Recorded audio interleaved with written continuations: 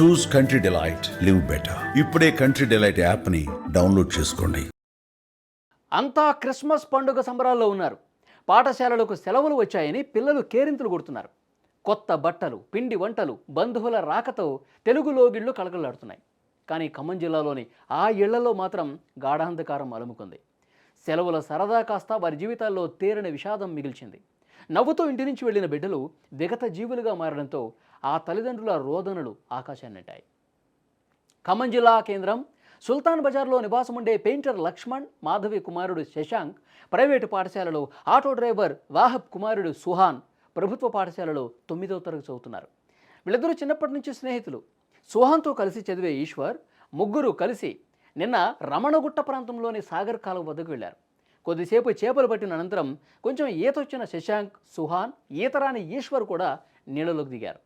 కాలువలో నీటి ఉధృతి ఈశ్వర్ మునిగిపోతా ఉన్నాడు, ఎందుకంటే ఉధృతి ఎక్కువగా ఉంది. శశాంక్, సుహాన్ కలిసి అతన్ని రక్షించే ప్రయత్నం చేశారు, ఒడ్డుకి విసిరేశారు. అయితే నీటి ఉధృతి ఎక్కువ కావడంతో సుహాన్, శశాంక్ గల్లంతైపోయారు. ఇద్దరు కుమారులు మృతి వార్త విన్న తల్లిదండ్రులు గుండెలు పగిలేలా రోధిస్తున్నారు.